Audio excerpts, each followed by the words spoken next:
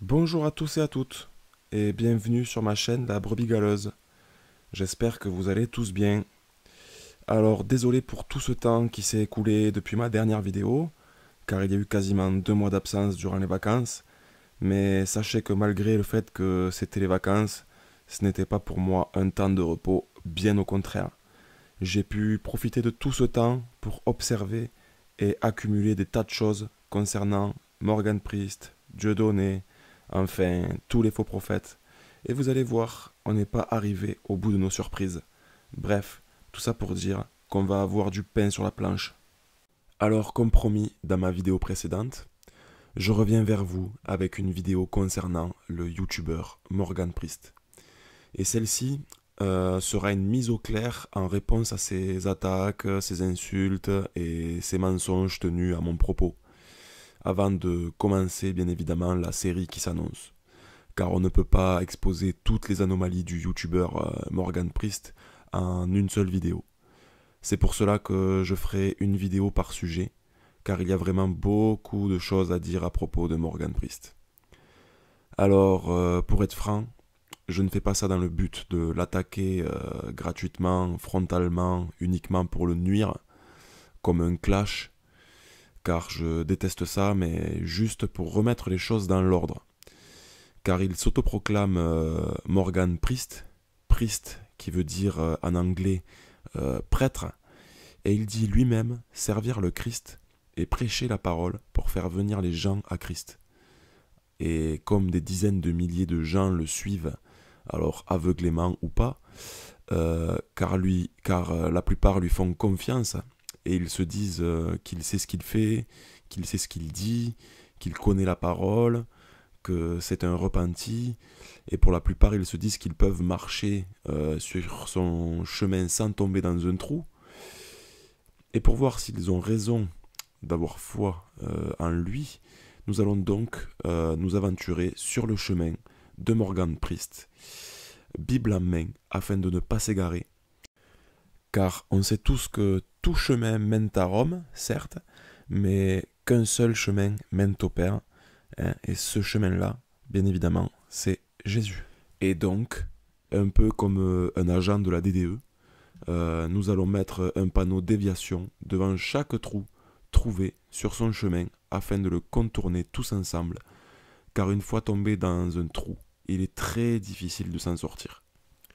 Pour être franc, si je fais ça, c'est bien évidemment sans prétention, mais uniquement parce que ça nous est demandé. Dans 1 Jean, chapitre 4, verset 1, je lis « Bien-aimés, n'ajoutez pas foi à tout esprit, mais éprouvez les esprits, pour savoir s'ils sont de Dieu, car plusieurs faux prophètes sont venus dans le monde. » Donc voilà le but de cette série qui arrivera très prochainement, sera donc bien évidemment de éprouver l'esprit de Morgan Priest afin de savoir s'il vient de Dieu, hein, pour ne pas tomber dans le piège d'un faux prophète.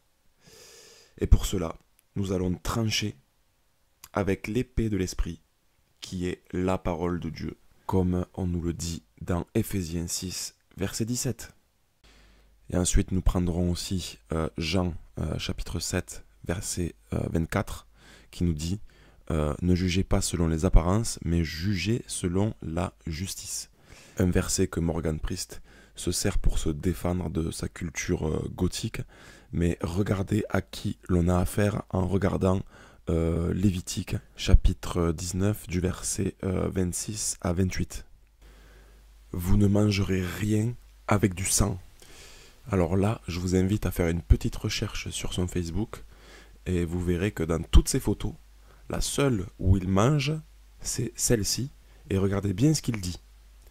Barbecue, ma viande sera sanglante, c'est-à-dire pleine de sang.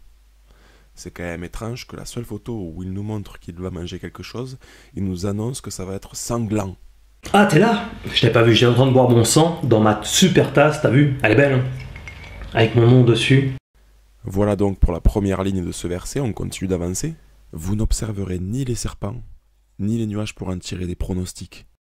Alors là, je ne dis pas que c'est ce qu'il est en train de faire sur cette photo, mais Ça commence à y ressembler, on continue un peu plus loin. Vous ne couperez point en rond les coins de votre chevelure. On peut dire que Morgan a sa chevelure coupée dans les moindres recoins en rond. Bon, on continue, et tu ne te raseras point les coins de ta barbe. Vous ne ferez point d'incision dans votre chair pour un mort, et vous n'imprimerez point de figure sur vous. Je suis l'Éternel. Bon, c'est maintenant qu'on rentre dans le vif du sujet, car regardez le tatouage qu'il a sur le bras. YHWH. Yahvé. Regardez ce que ça veut dire. Alors, je résume. Le tétragramme HWH est un mot de 4 lettres. Il désigne le nom propre de Dieu, d'accord, qui se dit éternel. Mais HWH, c'est la racine du verbe être, donc je suis. Ce qui veut dire, ce qui nous donne en gros, je suis l'Éternel. En cas que ce ne soit pas assez clair encore pour certains, j'ai pris la traduction Martin.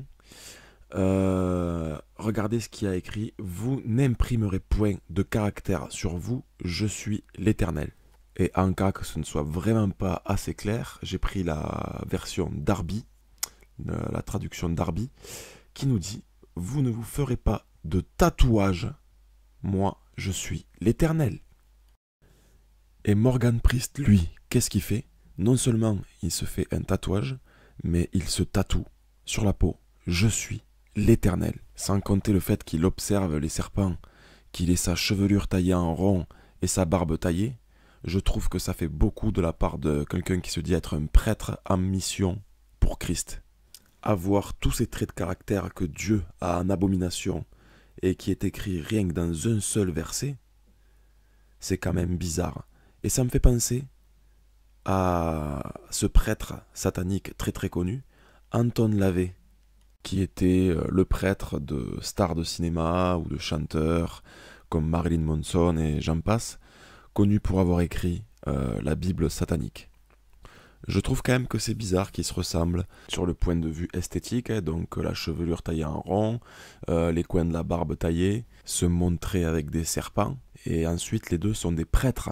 Regardez par exemple, rien que le collier avec le triangle, qui je le rappelle, Morgan Priest s'est défendu justement de ce triangle en disant qu'avant effectivement c'était un signe satanique pour lui, mais qu'aujourd'hui ça représente le Père, le Fils et le Saint-Esprit, donc la Trinité. Encore une couleuvre que je n'avalerai pas. Mais regardez d'un peu plus près sur la même photo, sa boucle d'oreille qui représente le compas et l'équerre du franc-maçon. Bon, ça c'est entre parenthèses, mais c'était surtout pour vous dire, regardez la similitude qu'il y a entre Anton LaVey et Morgan Priest. Anton LaVey qui se dit lui être un prêtre satanique, là au moins c'est clair, et Morgan Priest qui se dit être un prêtre au service de Dieu, et là c'est beaucoup moins clair. Voilà donc pour cette introduction qui nous a permis d'avoir un petit aperçu du personnage Morgan Priest, ce petit échantillon qui nous laisse un avant-goût de cette série qui s'annonce. Mais pour cette fois-ci, dans cette vidéo, je vais répondre à Morgan et mettre les choses au clair pour partir sur de bonnes bases. Alors, pour ceux qui ne me connaissent pas et qui n'ont pas suivi mes vidéos, pour vous expliquer en quelques lignes ma démarche, j'essaye de vous démontrer que la sphère dissidente qui se dit marcher pour Dieu le Père, marche en réalité pour le dieu Ra, qui, entre parenthèses, est aussi le dieu des francs-maçons. Je tente en même temps de vous prouver que Satan se cache derrière le dieu Ra, à travers des détails, des faits et des versets bibliques. Voilà ma démarche depuis le départ.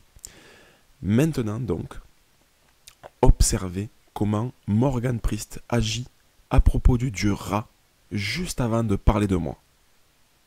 Le pire, c'est l'œil d'Horus au-dessus de la déclaration des droits de l'homme, et personne ne veut le voir. En soi, c'est pas vraiment l'œil d'Horus, c'est-à-dire l'œil du dieu égyptien, du dieu Ra, du dieu, un dieu, cacahuète, c'est rien, il n'existe pas, c'est juste une légende. Alors, vous avez entendu ce qu'il vient de dire? Il vient de nous dire que le dieu Ra n'est même pas un dieu, c'est des cacahuètes. C'est rien, ça n'existe pas, c'est juste une légende. Et s'il nous dit tout ça, c'est juste de façon à ce qu'on ne prenne pas au sérieux mes analyses à propos du dieu Ra, qui, comme je vous le rappelle à chaque fois, il est lui-même le dieu des ténèbres, Satan. Car dans ma vidéo précédente, je dis que Morgan Priest est au service du dieu Ra. Alors, avant de parler de moi, il veut d'abord nous faire croire que le dieu Ra, Satan, n'existe pas. Ça me fait penser, d'ailleurs, à cette fameuse citation de Charles Baudelaire qui dit « La plus belle ruse du diable est de nous persuader qu'il n'existe pas ». C'est pour cela que Morgan Priest prend soin de vouloir nous mettre dans le cerveau que le dieu Ra est une cacahuète.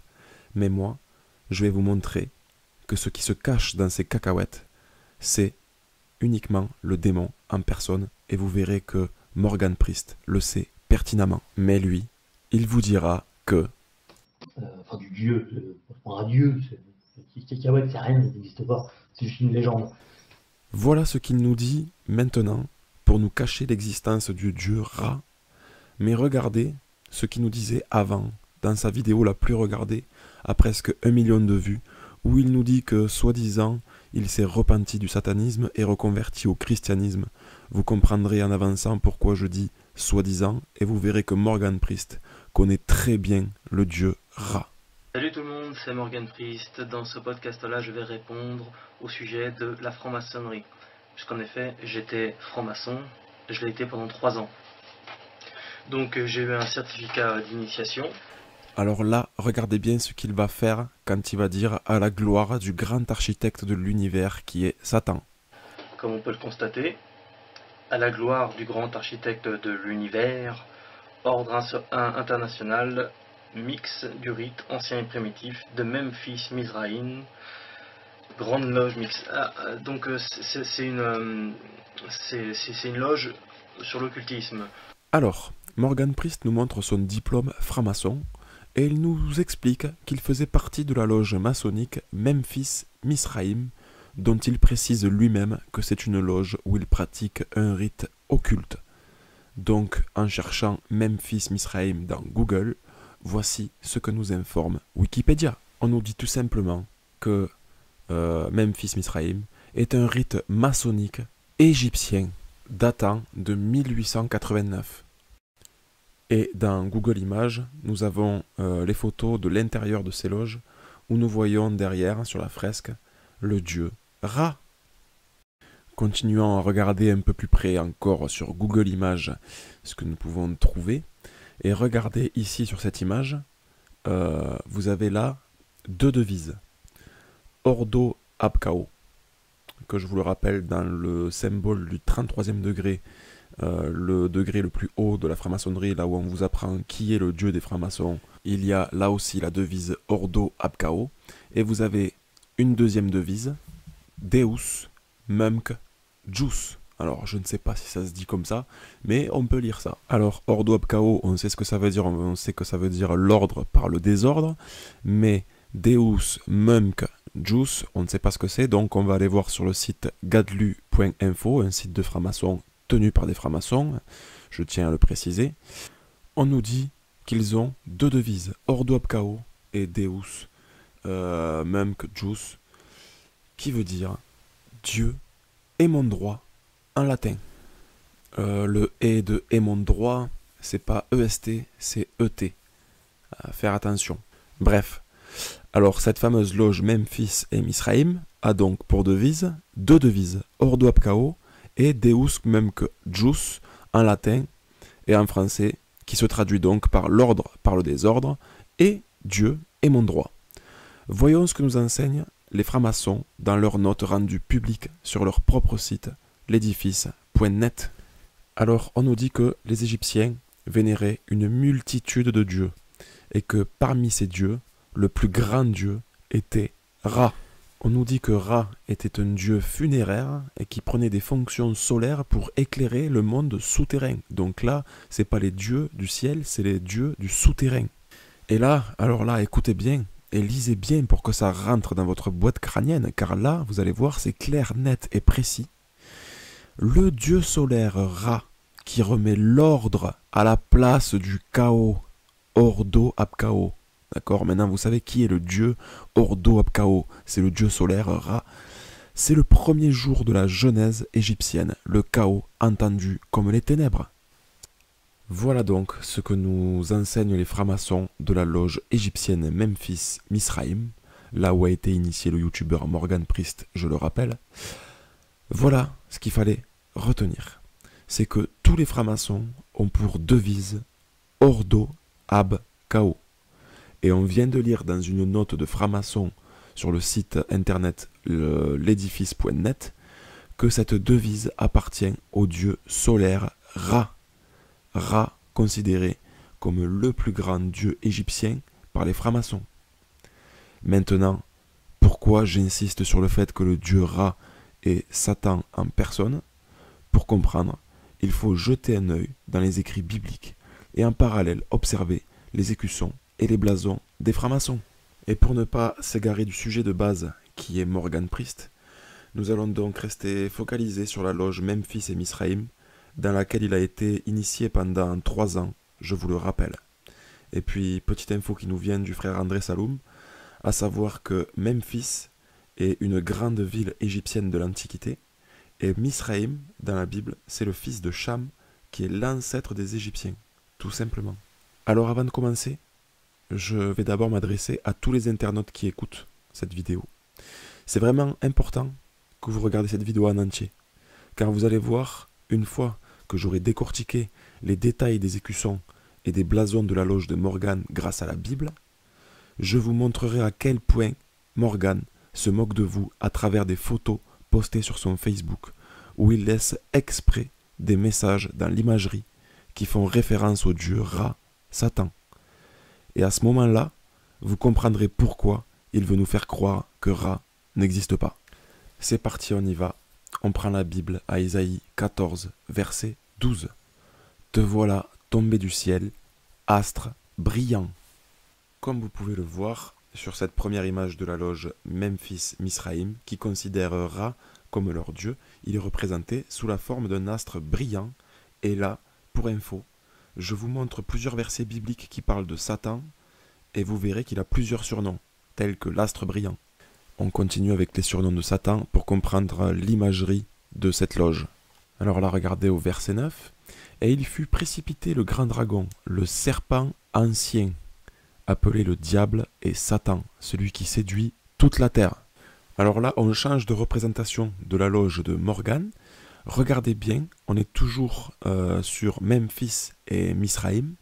Souvenez-vous du surnom de Satan, le serpent ancien, appelé le diable et Satan, celui qui séduit toute la terre. Et maintenant, regardez comment est représenté leur dieu Ra tout en haut de cette image. Le serpent ancien, appelé Satan le diable, qui entoure toute la terre. Et regardez sur les représentations de Ra, on est forcé de constater que lui aussi a le serpent au-dessus de la tête qui entoure tout entier un soleil. Le soleil qui est bien évidemment un astre brillant. Maintenant, on revient à Ésaïe 14, verset 12. Te voilà tombé du ciel, astre brillant. Et regardez au verset 13, c'est Jésus qui s'adresse directement à Satan et qui lui dit « Tu disais en ton cœur, je monterai au ciel et j'élèverai mon trône au-dessus des étoiles de Dieu. » Et là, regardez bien sur l'image, le serpent ancien, Satan, le diable, le dieu Ra, est au-dessus des étoiles de Dieu. Et il enchaîne en disant « Je monterai sur le sommet des nues, je serai semblable au Très-Haut. » Et c'est pour ça que, sur la même image, vous retrouvez l'échelle. Bon, et maintenant, pour comprendre leur symbolisme utilisé dans leur emblème, nous allons rester focalisés sur Apocalypse chapitre 12, car on dirait qu'ils se sont inspirés de ce chapitre. Et vous allez voir, si le dieu Ra de la loge Memphis Misraïm n'est pas le grand dragon, le serpent ancien, appelé Satan, le diable. Donc on lit la suite au verset 9. « Il fut précipité sur la terre, et ses anges furent précipités avec lui. » Alors on va résumer ce passage avant de continuer la lecture. Ra et toute la bande étaient donc Satan et ses anges qui l'ont suivi. Nous savons que les Égyptiens vénéraient des dieux qui vivaient sur la terre, et nous avons lu que les seules divinités qui ont été précipitées sur terre, c'est Satan et ses anges. Et nous avons vu que le but de Satan était d'élever son trône au-dessus des étoiles de Dieu et qui voulait être semblable au Très-Haut, et on a vu que c'est celui qui séduit toute la terre. Il a donc séduit le peuple égyptien en se faisant passer pour Dieu, lui et ses anges. Et là, regardez dans Ésaïe 19, verset 1, « Menace sur l'Égypte, voici l'Éternel monté sur une nuée rapide, il vient en Égypte, les faux dieux de l'Égypte frémissent devant lui. » Les faux dieux, il les appelle. Ça ne veut surtout pas dire, quand il nous dit qu'ils sont faux, qu'ils n'existent pas. Bien au contraire. Prenez par exemple quand Jésus nous dit de nous méfier des faux prophètes, ce n'est pas parce qu'il nous dit qu'ils sont faux qu'ils n'existent pas. Bien au contraire, ils sont bien réels. Et la preuve dans ce verset qu'ils sont bien réels, c'est qu'il nous précise que ces faux dieux de l'Égypte frémissent devant lui. Ils frémissent devant lui. Car ne l'oublions pas, c'est Dieu qui les a fait précipiter sur terre et qui les a condamnés au châtiment éternel. Maintenant, on peut continuer la lecture pour comprendre ces deux images de la loge Memphis et Misraïm où Morgan Priest a été initié pendant 3 ans. On continue au verset 13. Quand le dragon, donc Satan, vit qu'il avait été précipité sur la terre, il poursuivit la femme qui avait enfanté l'enfant mâle. Alors l'enfant mâle c'est Jésus et la femme c'est Israël. Et là vous pouvez voir sur la photo qu'il y a la croix du Christ qui représente Jésus l'enfant mâle. Et les 2 ailes du grand aigle furent données à la femme afin qu'elle s'envolât au désert. Et là maintenant, regardez sur l'image, vous pouvez constater qu'il y a les 2 ailes du grand aigle qui a été donné à la femme. Et ces 2 ailes, elles ont été données pourquoi? Vous allez voir au verset 16. Et de sa bouche, le serpent lança de l'eau comme un fleuve derrière la femme afin de l'entraîner par le fleuve. Maintenant, regardez bien sur l'image. On voit la femme, représentée un peu comme un œuf avec des ailes, qui est donc Israël, qui enfante l'enfant mâle, qui est Jésus, représenté par la croix, à qui on a donné 2 ailes d'un grand aigle pour pouvoir s'envoler dans le désert, afin d'échapper à l'eau lancée par la bouche du serpent comme un fleuve derrière la femme. Et là, on peut voir que l'eau, qui est comme un fleuve, se trouve derrière la femme. Regardez. On continue au verset 16. Et la terre secourut la femme, et la terre ouvrit sa bouche et engloutit le fleuve que le dragon avait lancé de sa bouche. Et le dragon fut irrité contre la femme, et il s'en alla faire la guerre au reste de sa postérité, à ceux qui gardent les commandements de Dieu et qui ont le témoignage de Jésus. Donc, en conclusion, le serpent a donc raté la femme et l'enfant mâle, qui voulaient noyer par un fleuve, ce qui va l'irriter, c'est-à-dire l'énerver fortement. Donc, il va faire la guerre à sa postérité, qui garde les commandements et le témoignage de Jésus, c'est-à-dire les chrétiens. Alors, on comprend donc, dans l'imagerie de cette loge maçonnique dans laquelle Morgan Priest a fait son initiation pendant 3 ans, qu'ils sont du côté du dieu Ra, Satan, pour faire la guerre aux chrétiens. Et pour que les ténèbres s'éclaircissent encore plus, on va de nouveau jeter un œil sur cette image de la loge Memphis Misraïm, qui ne fait que confirmer ce que je viens de vous exposer. Regardez. Bon, tout en haut, au-dessus de tout, nous avons l'astre brillant. Et en dessous, regardez, nous voyons un livre ouvert, qui est sûrement la Bible. Et regardez devant cette Bible, nous voyons une épée, qui, je vous le rappelle dans Éphésiens 6, verset 17, l'épée représente la parole de Dieu. Mais regardez, qu'est-ce qui vient faire face à l'épée? Un spectre, mais ce n'est pas n'importe lequel. Observez la forme de ce spectre en haut à droite. Vous voyez comment il est? Et maintenant, regardez celui tenu par les faux dieux égyptiens. C'est exactement la même forme. Et maintenant, observez le spectre en bas à gauche. On peut voir qu'il est en forme de fourche, comme une langue de serpent.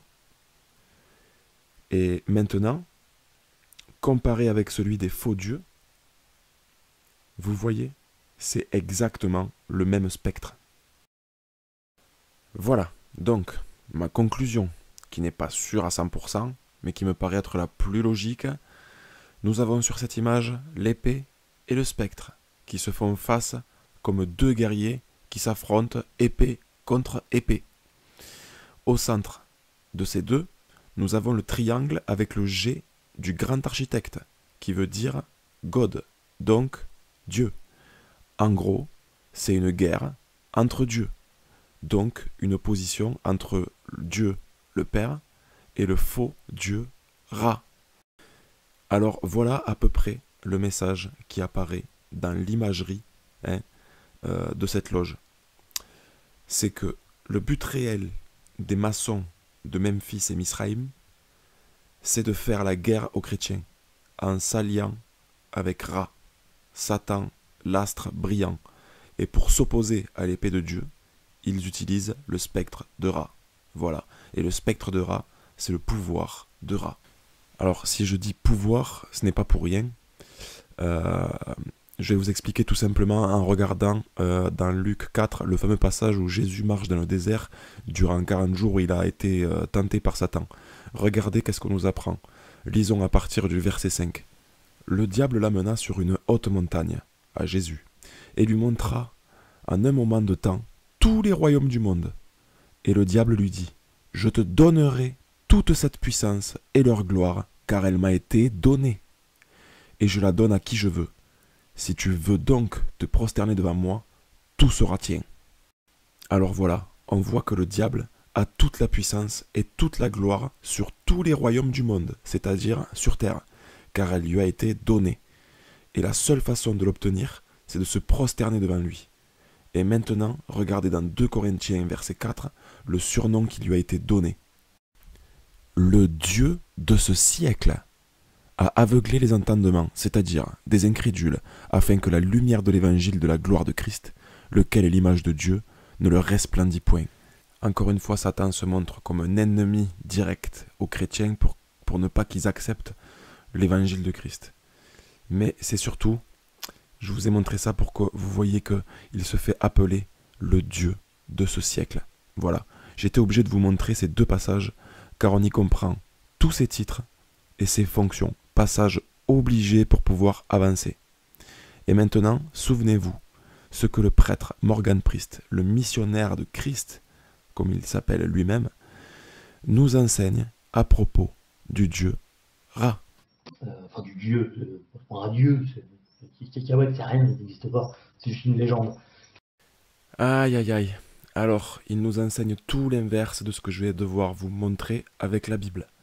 Mais surtout, en tant que soi-disant prêtre missionnaire de Christ, un titre qui insinue qu'il croit en la parole de la Bible et qui sert le Christ, il nous dit que c'est une légende, au lieu de vous dire que c'est une vérité, dont nous parle la Bible avec l'histoire du prophète Moïse, et qu'il aurait dû vous montrer les fameux passages dans Exode chapitre 7, où Moïse accomplit les miracles de Dieu devant le pharaon Ramsès II, car c'est dans ces fameux passages que nous voyons à quel point le faux Dieu, Ra, Satan, est capable de faire.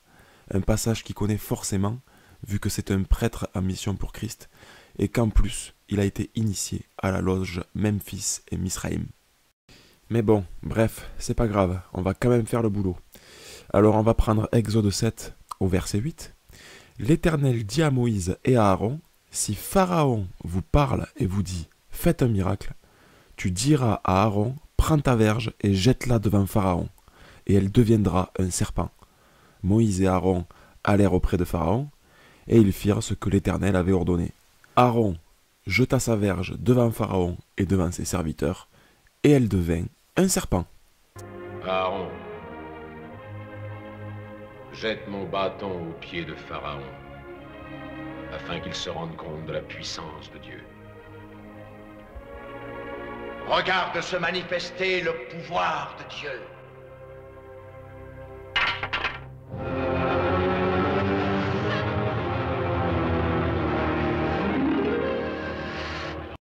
Voilà, ça c'était pour que vous puissiez vous rendre compte du pouvoir de Dieu à travers les miracles de Moïse et Aaron. Mais maintenant, observez la suite des événements. Alors, je reviens sur le verset 10. Aaron jeta sa verge devant Pharaon, et devant ses serviteurs, et elle devint un serpent. Et maintenant, regardez le verset 11. Mais Pharaon appela des sages et des enchanteurs et les magiciens d'Égypte. Eux aussi en firent autant par leur enchantement. Ils jetèrent tous leurs verges et elles devinrent des serpents. Ce pouvoir de ton Dieu, n'importe quel magicien le possède. Janès.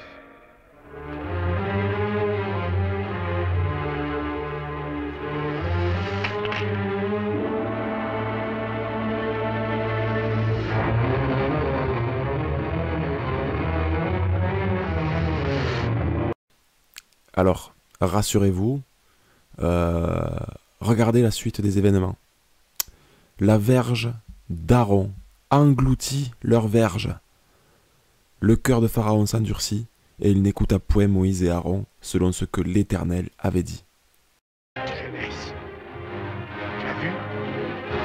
Le serpent de Moïse a avalé les deux autres. Alors, voilà ce qu'il fallait observer. Les disciples de Dieu font une démonstration du pouvoir de Dieu, le Père, qui est au ciel, devant Pharaon et ses serviteurs. Mais on constate que Pharaon nous fait lui aussi la même démonstration grâce à ses mages, ses enchanteurs et les magiciens qui, eux, exercent les mêmes pouvoirs par le biais du faux dieu Ra, Satan, qui est sur terre. Ce qui ne fait que confirmer le verset où Satan, le dieu de ce siècle, dit à Jésus que toute puissance et toute gloire lui a été donnée sur tous les royaumes de la terre. Mais ce qu'on peut constater, c'est que cette guerre entre dieux a été largement remportée par l'Éternel Dieu, le Père, malgré le fait que Ra a jeté plusieurs serpents face à un seul de Dieu. Car ne l'oublions pas, Dieu a pour réputation d'être le Tout-Puissant. Et comprenez aussi pourquoi il nous dit dans Ésaïe 19, verset 1, que les faux dieux de l'Égypte frémissent devant lui. Bon, cela fait déjà plus d'une demi-heure que j'essaye de vous démontrer que le dieu de ce siècle, Ra, est Satan grâce à la Bible, alors que Walt Disney me mâche tout le boulot en 5 minutes. Regardez ces extraits du dessin animé Le Prince d'Égypte. Et ensuite, c'est promis, on passe la seconde et on se focalise sur Morgan Priest, qui veut nous faire croire que Ra n'est qu'une légende, car il rend lui-même des cultes aux dieux égyptiens, et il ne s'en cache pas sur son Facebook. C'est ce qu'on verra juste après ces extraits. Regarde, le pouvoir de Dieu.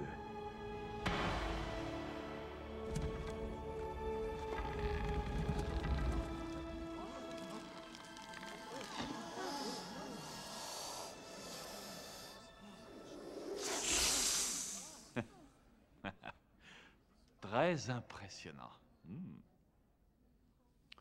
Parfait, Moïse. J'entre dans le jeu. Hotep, oui. Donnez à ce charmeur de serpents notre réponse.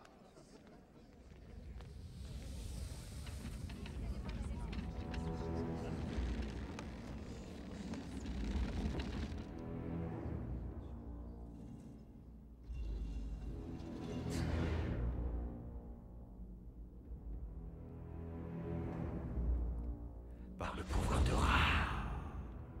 Par le pouvoir de Ra.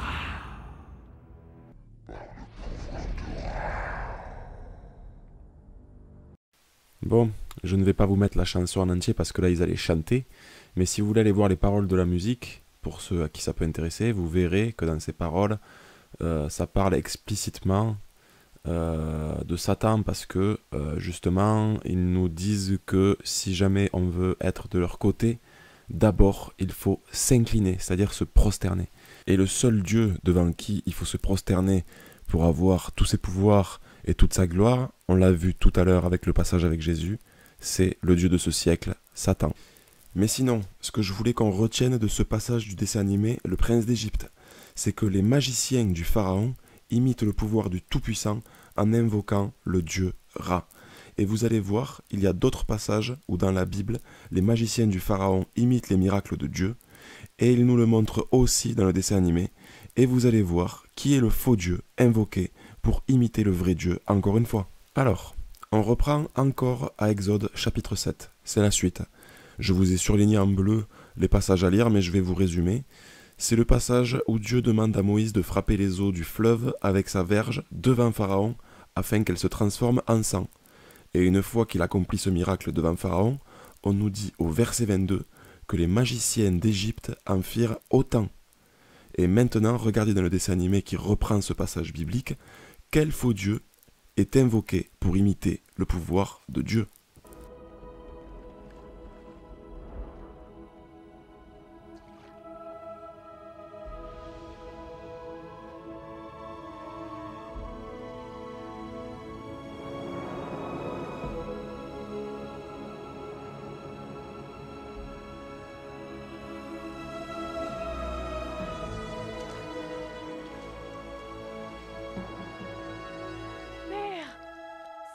Du sang.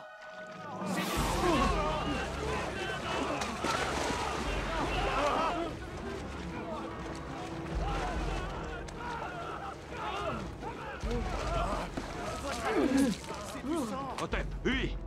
Je veux une explication.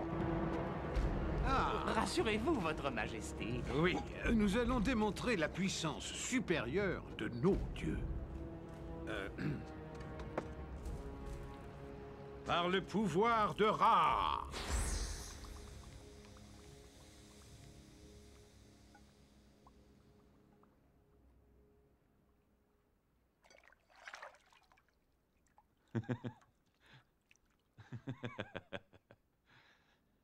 Abandonne cette mission futile, Moïse.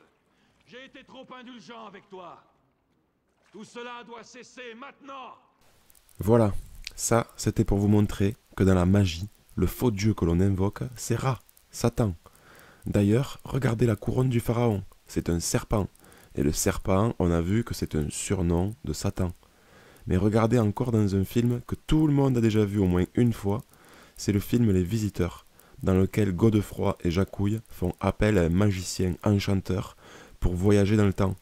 Et cet enchanteur prononce une formule magique. Écoutez-la, et ensuite, après, on se focalise sur le youtubeur Morgan Priest.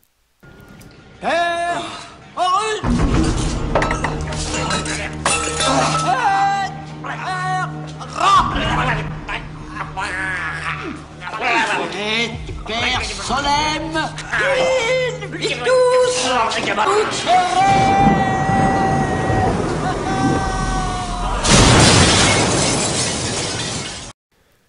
Alors, vous avez entendu?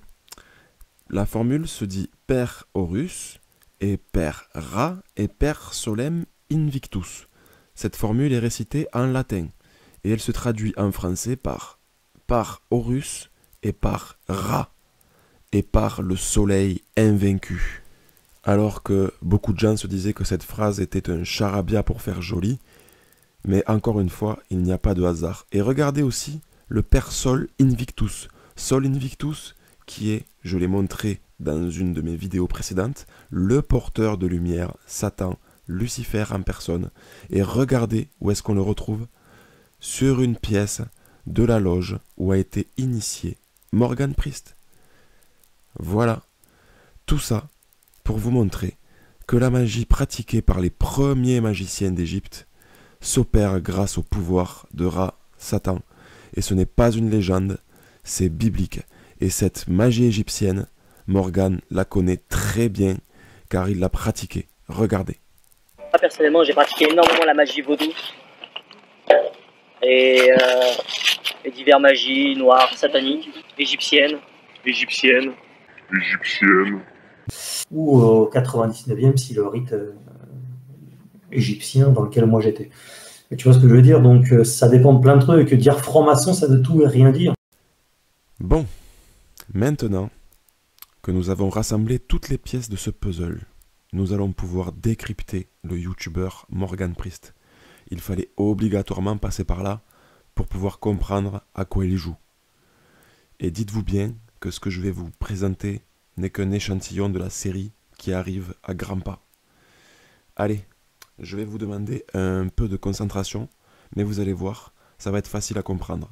Regardez dans l'album photo de Morgan Priest, sur son Facebook, dans la catégorie Festival de Cannes.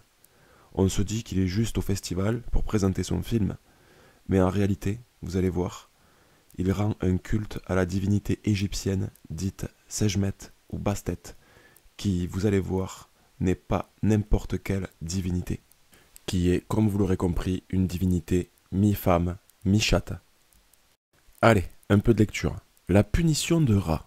Selon la légende, un jour, le père de Sekhmet, qui n'est personne d'autre que le plus grand des dieux égyptiens, Ra, donc la statuette qui nous présente sur cette photo, c'est la fille de Ra. Maintenant, on va se pencher sur sa spécialité. Écoutez bien, quand Sekhmet est descendue sur terre, elle s'est transformée en lionne assoiffée de sang. Elle commence à dévorer tous les êtres humains qu'elle voyait, et plus elle buvait du sang, plus sa soif grandissait. Donc sa spécialité, c'est de boire du sang et de dévorer les humains, donc du cannibalisme. Alors, là, maintenant, au cas où que vous n'avez pas remarqué, c'est évident qu'il veut qu'on voie Sekhmet. Il y a d'abord sa statuette en premier plan. Et puis, si jamais vous n'avez pas vu la statuette, il a dans son autre main une photo d'une mi-femme, mi-chatte en mode Catwoman. Et à l'instant, nous avons vu que la spécialité de Sekhmet, la fille de Ra, était de boire du sang. Et là, il se montre en train de boire. Alors, je ne dirais pas que ce qu'il boit c'est du sang, mais il se surnomme lui-même la chauve-souris. Ah, le feignant. Il se repose la nuit. Enfin, le jour, parce que j'ai oublié que j'étais une chauve-souris. Et la chauve-souris, elle est quand même plutôt réputée pour boire du sang. Sans compter que Morgan Priest a pour habitude dans ses vidéos de nous inviter à boire du sang ou de dire que lui-même boit du sang. On est cool, tu prends ton verre de sang, si tu es comme moi un infréquentable. Alors on finit de lire et après vous allez voir, c'est le meilleur du meilleur. Alors Bastet, la déesse chatte, ainsi donc la déesse égyptienne Bastet est représentée comme une humaine avec une tête de chat, ou simplement comme une chatte noire domestique. Elle est devenue la protectrice des humains, du foyer et de la magie. Et Morgan Priest nous dit dans la vidéo que je vous ai montré tout à l'heure qu'il a pratiqué la magie égyptienne. Ça, on l'a compris. Et maintenant, accrochez-vous bien, car c'est maintenant qu'on va voir le dernier élément pour comprendre cette photo. Un élément clé qui nous montrera à quel point Morgan se moque de vous. Sous vos yeux, c'est parti. Regardez déjà rien que le titre du sujet. Le festival de Bastet, donc Sekhmet, la fille de Ra. C'est parti, on lit. Chaque année, la déesse égyptienne voulait qu'on célèbre un festival en son honneur, durant lequel on buvait beaucoup de vin. Alors, le point important à relever là, c'était que la fille de Ra voulait qu'on célèbre un festival en son honneur chaque année. Et là, Morgan Priest se trouve au festival de Cannes. Alors, maintenant, on récapitule tous les points importants qu'il y avait à retenir pour comprendre cette photo explicite et les photos qui vont arriver juste après. Alors, en numéro 1, Sekhmet est la fille de Ra. Vous savez, Ra, la cacahuète, la légende qui n'existe pas. 2, c'est une déesse mi-femme, mi-chatte, ou mi-femme, mi-lionne. 3, elle boit du sang. 4, elle dévore les hommes, elle pratique donc le cannibalisme. Nous verrons ce détail dans les photos qui arrivent juste après. 5, chaque année, elle célèbre un festival en son honneur. Bon, pour le moment, là où il a pris la photo, il est toujours dans son hôtel à Cannes. Mais regardez qui c'est qui va rejoindre quand il va aller au festival de Cannes. Tiens donc, une femme habillée en Catwoman.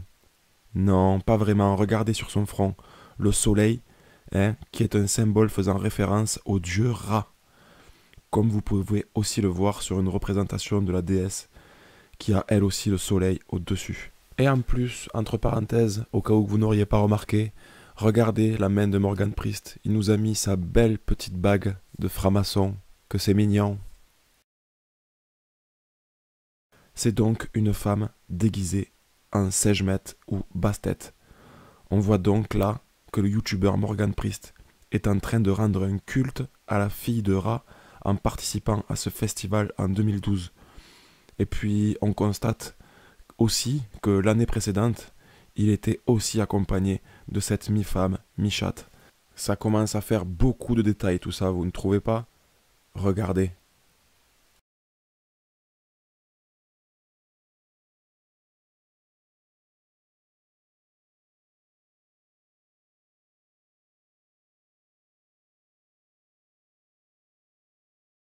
Et en plus, quand Morgan Priest va au Festival de Cannes, il y va avec les 3 points du franc-maçon sur le front, la boucle d'oreille du compas et de l'équerre des francs-maçons, le triangle des francs-maçons, la chevalière des francs-maçons. Là, c'est plus des cygnes, c'est carrément des cigognes. Mais regardez maintenant ce fameux détail qui manquait pour clôturer tout ça. Il manquait le point numéro 4, qui était le cannibalisme. Regardez donc maintenant le titre du film que Morgan Priest est venu présenter et pour lequel il a obtenu un trophée. Cannibale. Voilà, voilà. Je ne dis plus rien. Alors, est-ce que vous pensez que Morgan Priest a voulu rendre un culte à la fille de Ra, ou est-ce que c'est vraiment le fruit du hasard tout ça? En sachant que pour du hasard, ça fait quand même beaucoup, vous ne trouvez pas? Entre la statuette de Sekhmet, la fille de Ra, plus la photo avec une mi-femme, mi-chatte dans sa main gauche, plus le fait qu'il soit en train de boire un verre à sa santé. Et en plus, il est à un festival, accompagné d'une femme habillée en Sekhmet. Et en plus, il présente un film qui s'appelle Cannibale. C'est chaud là. Bref, je ne veux pas trop m'avancer sur le sujet, mais je commence à comprendre pourquoi Morgan Priest nous dit que Ra est une légende et qu'il n'existe pas. Mais encore ça ne regarde que moi. Voilà, c'est la fin de cette vidéo, qui avait pour but de vous démontrer que le dieu Ra, Satan, n'est pas une légende, contrairement à ce que nous dit Morgan Priest, qui lui-même a été un serviteur de ce dieu que l'on vient de voir à travers un culte rendu à sa fille. Conclusion finale, ce qu'il fallait retenir pour comprendre la série qui arrive sur Morgan Priest, c'est qu'il faisait ou fait partie d'une loge qui vénère le dieu Ra, qui est en guerre contre les chrétiens. Mais Jésus nous prévient que ce faux Dieu, c'est un séducteur. Il ne va donc pas se montrer tel qu'il est, sinon on partirait en courant. Et il va donc tenter de nous séduire pour nous détruire de l'intérieur.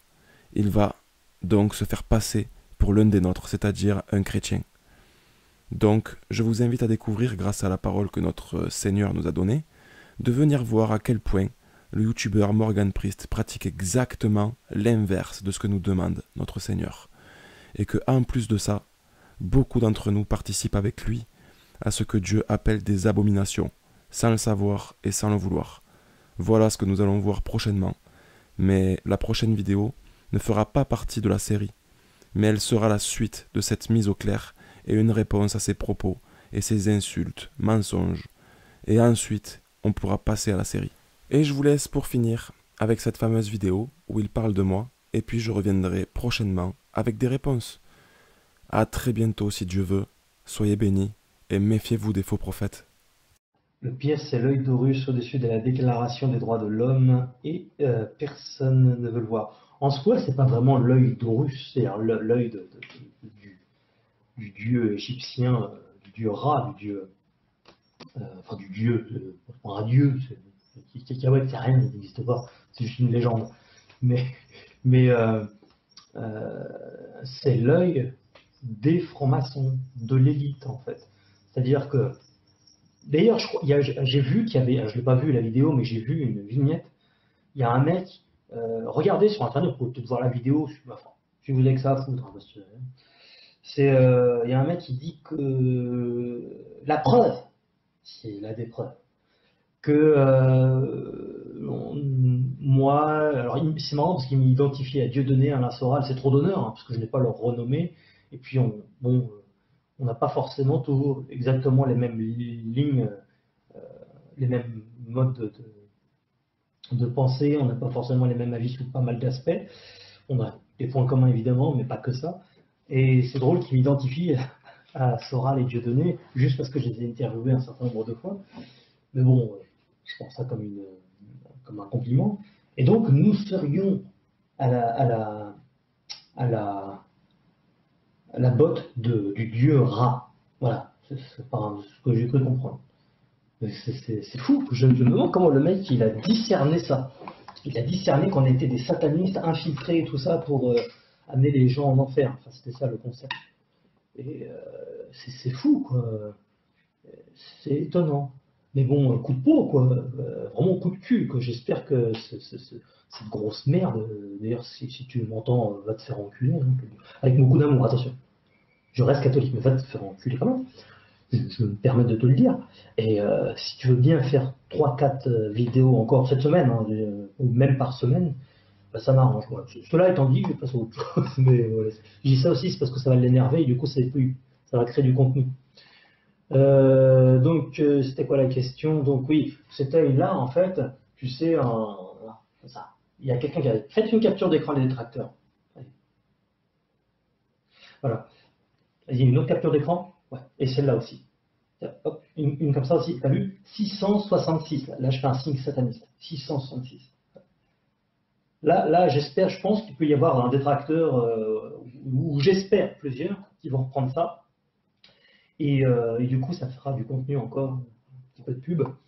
Puis il y aura toujours des blaireaux qui vont tomber dedans. Mais bon, moi, derrière, ça m'aide à vivre. Donc, pardon. Si je peux utiliser le démon, l'adversaire, pour continuer mon job, pas mal. Merci Emmanuel pour le don que tu m'as envoyé sur Tipeee. Et merci beaucoup à Emmanuel aussi. Là, c'est sur PayPal. Donc, merci pour ta générosité.